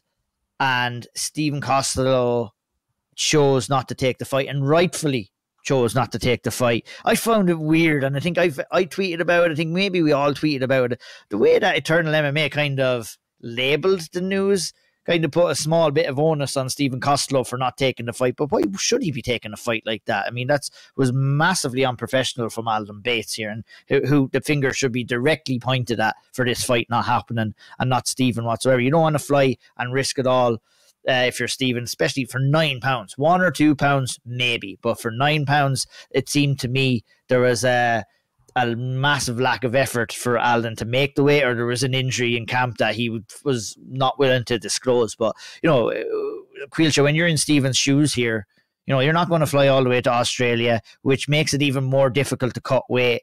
And then, you know, spend the next couple of days cutting weight. You know, you fly halfway across the world. You make that contracted weight. You remain professional, but your opponent refuses. We've seen, you know, we talk about Jake Hadley. Took short notice fight, loses that fight, gets cut. You know, Stephen takes this fight, might not go his way. You know, he might not get another opportunity like this again. So it was an unfortunate circumstance and a chain of events that stopped this fight from happening. But the finger needs to be pointed here at Alden Bates, who was just, it was ridiculous to come 9 pounds over.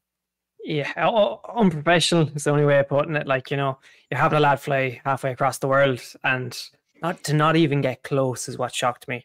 You know, we've not seen reasons to why, but either way, if you sign the contract to make that weight, you know, that's your duty as a fighter to do that. It's same with anything. So yeah, you'd be gutted for Stephen. I didn't like the post, like you mentioned, how they kind of worded it, as though the onus is on him to take, you know, as if he should have taken it nearly, is how it came across. But it depends on how you view things, I guess, as well. But no, you know, big risk if he took that fight and agreed with the massive weight difference.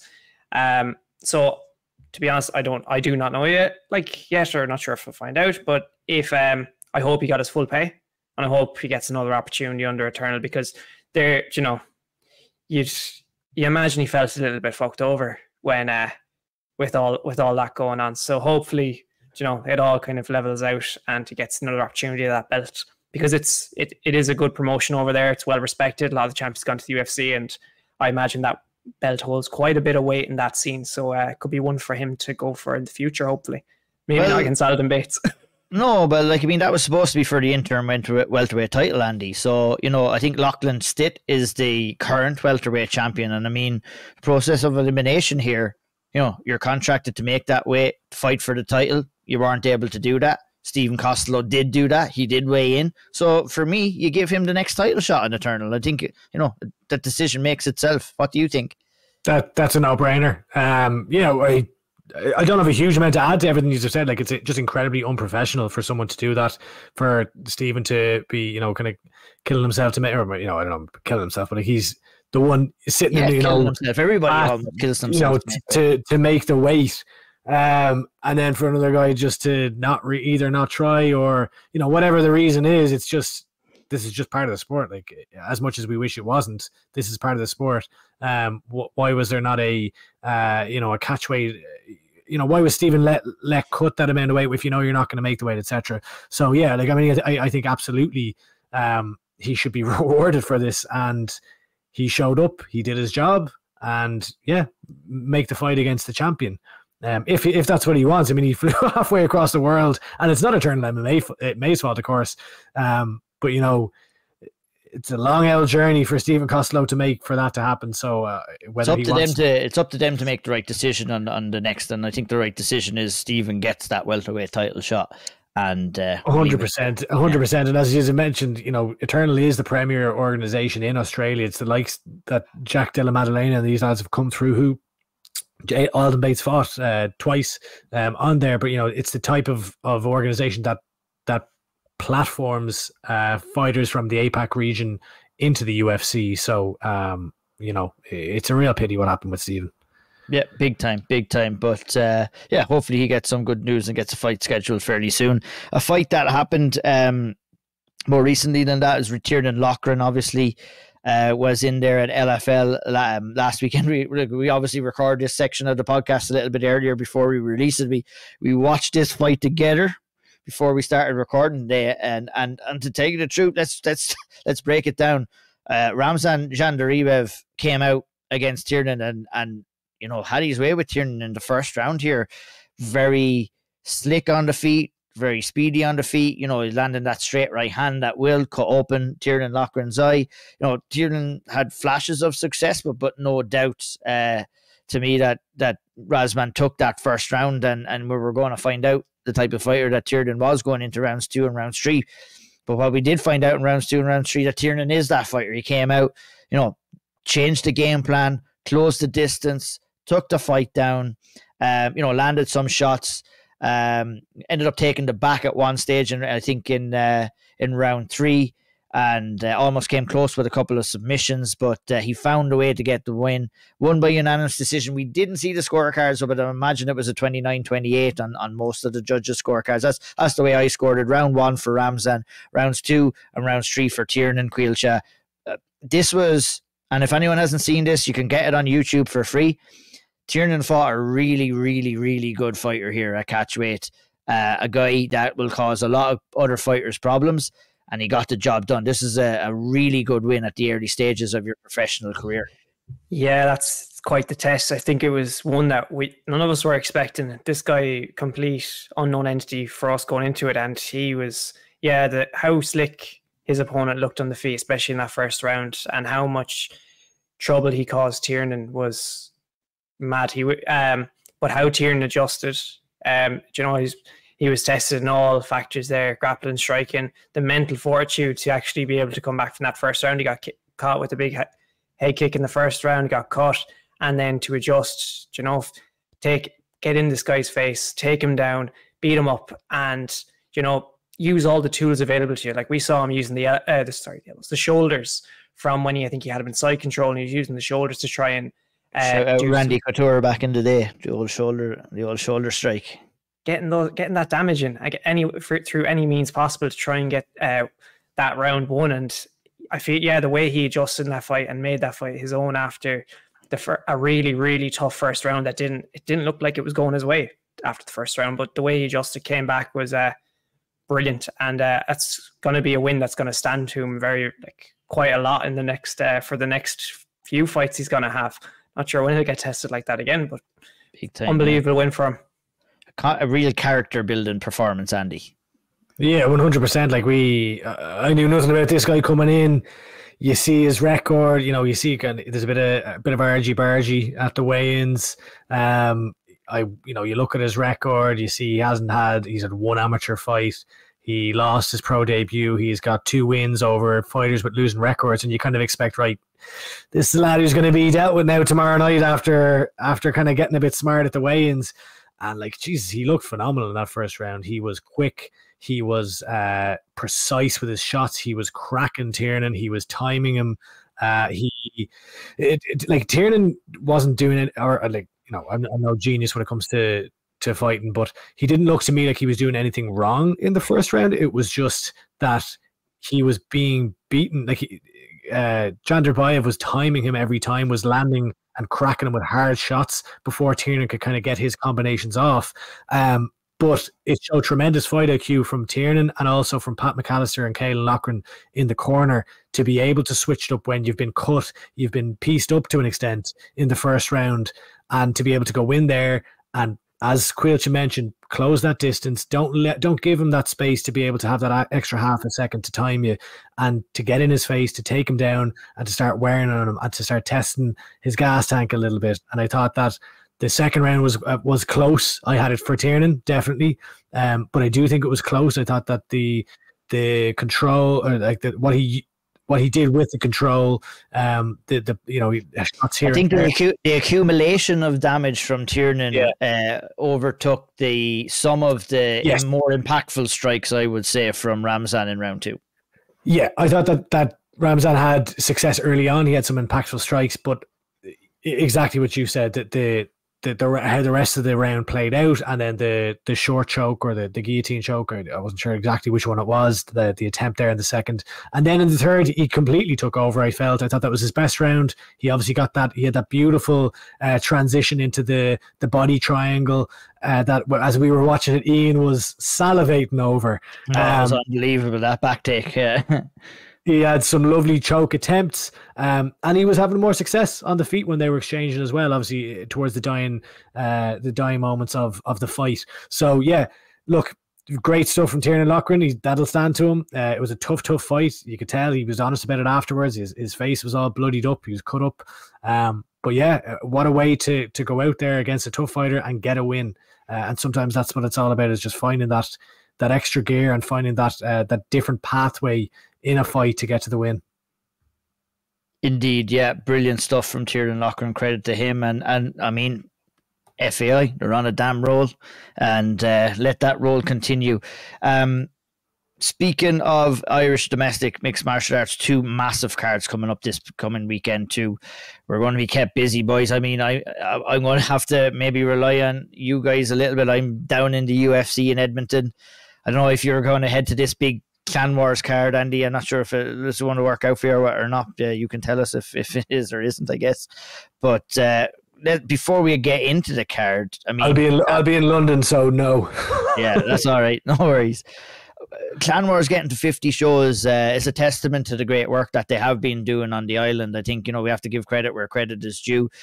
We talk about difficulties in putting shows together and being able to maintain shows, but they've been around for quite some time. They've been putting together a lot of shows, and this is a massive one too, Caoilte, the big 50 show. So I think we have to give all the team over there at Clan Wars a big credit for their longevity, for building stars on the island, and they've produced another fantastic card here which is going down on Saturday, November the 2nd. And I'm looking forward to it. A lot of cracking fights on it as well. Yeah, look, fair play. 50 events, you don't see many shows getting to that, and they've been consistent. They put on fights. They've been at it for years. They know what they're doing. Product's gotten better, especially I think we complimented the last few events, the quality of the stream in particular. Like, it makes things a lot better, a lot easier, and the quality fight's been good as well. So credit where credit's due. They've been brilliant, and this is another good fight card. Got some good fights. The way the schedule looks is though that there's the super lightweight title fight between Jay McCarthy and Peter Halpenny is going to headline it. The one that Andy thought there was a work at the press conference, but we still have no confirmation. But that will headline. So it looks like that way. And then we got the pro fights as well. You got Gary Rooney and Ayub Dahesh. He's that's a tough fight. Very, it's a good test for Gary. It's a cat and a catch weight as well, as opposed to flyweight, which we've previously seen. Lewis Byrne making his pro debut, long awaited. I know he had an issue with an opponent before where he was supposed to make his debut, and now finally gets the opportunity. Tough opponent from GB Top Team in AJ Ghana, I believe is his name. But yeah, look, from top to bottom, there's so many fights. Darragh O'Sullivan, Sam Simon, what a cracker of a fight for the lightweight title, and then the bantamweight belt as well, Mike McBride versus Billy Sutherland. So they've done a great job with this. My only criticism, why, if there's an amateur fight headlining, why is that headlining over a pro fight? That's the only criticism, if that's the case. I could be wrong, but just from the layout. But anyway. Yeah, from what we're looking at here in the bout layout, it does suggest that the super lightweight title and Jamie McGrattan, the fight that we mentioned with Peter Halpenny, is scheduled on the list that we have to headline as well. I think, a little bit of a strange decision there. But Andy, looking at the card itself, and, if you want to speak to Clan Wars as a promotion too, what's the excitement levels? A couple of cracking fights on this one, as I said before. Yeah, it really is. And that's notwithstanding the fact that there was supposed to be another professional fight on this one in Graham Sheen's professional debut, which unfortunately will have to wait again. His opponent, Chris Pretlove, was forced to withdraw, I believe. But yeah, look, Gary Rooney is the one that I'm looking at here on this card. I'm very, very excited to see what happens next with Gary Rooney. I thought about him this weekend as we saw this big kind of viral moment in the UFC of the fighter calling his shot to Dana White to say, let me in, and he goes and gets brought up on the stage. And poor Gary Rooney had the same thing not too long ago at the boxing press conference asking for his shot. So look, maybe we'll see him in a few more fights get the call up to the likes of a Contender Series or the UFC. But he's one to watch. I think we've seen him on the amateur scene. We've seen him in his early professional fights, and now we'll see him again here. He's the star of this card, in my opinion. But I also am really excited to see how Lewis Byrne looks at it as a professional. Lewis, a very mixed bag of results at amateur, but a lot of brilliant experience. And I thought that, I can't remember which fight it was. It was one that I think there was a few of them fighting over in the UK. It was the fight where it was the card where the young flyweight from Team Rhino had the absolute war on. But anyway, I'm getting sidetracked. Lewis Byrne looked phenomenal in his last amateur fight, and I thought that he had taken a serious step up. So I'm really excited to see how he looks now in the pro ranks. And yeah, look, as you mentioned, Ian, 50 events is wild. Especially when we see promotion after promotion popping up and unfortunately falling by the wayside in Ireland. It's the shows in the north. And it's Clan Wars who have been there I don't know if they've been there the longest, but they've put on the most events of anyone up there in the north. And of course we have, which we'll get to as well, Cage Conflict, who have been phenomenal over the last number of years with the show on the same night. So it's a bit of a super Saturday. It's a bit of I feel like a competing cards here. I'm not going to step into the fray here. I'll let them battle it out themselves for one. And I get no shots coming my way. But look, fair play to Clan Wars. All the best with the event, and I'll be looking forward to watching.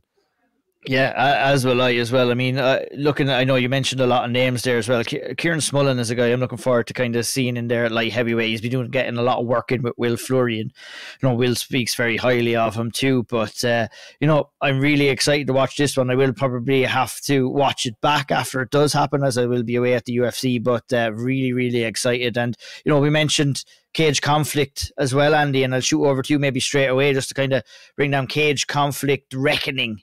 I love the way they have the names on those cards as well.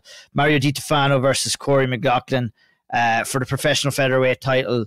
For his professional featherweight fight, excuse me, not for a title, is the headliner there. Co-main event, Alex Sanchez versus Owen McDonald. Jordan Bradshaw is looking to make his debut on the card too, and a yet to be decided opponent. I'm not sure if we have any news on that yet, or if he's been matched up. But there's been, look, with all of this, especially in Irish MMA, I feel like this should probably apply every time we start talking about a domestic card. I've seen posts going up. There's fighters falling out here and there, so this is all subject to change. Yeah. By the time you listen to this could all have changed. Unfortunately, but I haven't heard anything on that one just yet. Thoughts on the card as a whole, Andy? Are you looking forward to it? Obviously, look at the product of Cage Conflict, similar enough to Clan Wars as well. They always produce great cards, great matchups, and they get to showcase some of the rest of the talent. It seems like the spotlight is on FAI right now, and there'll be plenty of FAI talent on show at Cage Conflict. 100%. The Mario Di Stefano Corey McLaughlin fight, really looking forward to that. Like I love seeing these pro fights. I love seeing the domestic fights. We talk about it ad nauseum at this point, but that just gets me excited when I see two fighters who I'm familiar with as amateurs, and now they're going to go at it at pros. It lights a fire under me. There's plenty on this card too, like, isn't there? Yeah, Julian Renault and Michael Shields. Yeah, that's a fucking cracker. That's brilliant. A cracker of a fight. Yeah. Omos Oliver has looked phenomenal. He's Dale Sheridan. We've seen Dale. I think Dale's. I could be wrong. I need to look up his record. I feel like he had a couple of losses there recently enough, but he looked fucking phenomenal. The last little while. A very, very tough fighter. And Omos Oliver has been on a tear. So another great one. And then the women's fight between Chloe Crozier and Louise Brady. Very, very solidly matched fight there as well. So like there's plenty on offer here. There's a lot of brilliant Irish MMA domestic action this coming weekend. It's very, very exciting. Absolutely. Obviously, we talked to Peter Queally already about Conor McCarthy. He's making his Cage Warriors debut over Gianluca Rocca on the same day, Saturday, November 2nd as well. I mean, we're going to have our head on a swivel on that day, boys. Solomon Simon also on the card as well against Walter Cogliandro. I think with both of these fights, Caoilte, kind of a similar narrative going into it. Two guys coming in at the start of their professional career to take on the more experienced fighters, but it's going to, I'm really looking forward to seeing how Solomon looks, because he's been steadily progressing, and obviously we wax lyrical about Conor McCarthy throughout this podcast already, but very, very excited to see him come in and compete as well and make his Cage Warriors debut. Yeah, 100%. I think it's going to be very cool to see how Conor looks in there. This would be a big test and a big step up compared to the last ones. But I think it's one he's more than capable, and one that he's up for. We heard Pierre speaking about him and how on it all, and yeah, it just makes me even more excited for this fight. And then as for Solomon, then this is one that I think I mentioned the last podcast where it could launch him into title contention within maybe one fight after this, because it's such a named opponent and a high level opponent that it's a massive opportunity for him. But great fights for the two lads, two tests for the two of them. And if they come through it, there's some exciting times, and hopefully that Dublin show will feature them and could have some potential other tasty matchups with wins for the two of them. Absolutely. I think it's shaping up hopefully for another good night for the Irish in Rome, Andy. Yeah, absolutely. And like, this is a risk for Solomon. Like, this is a big risk, but also a big reward, and fair play to him. Like, all the credit in the world for taking a fight like this. It's a huge step up in experience and competition. But I think he's well capable of it. I think he's well capable.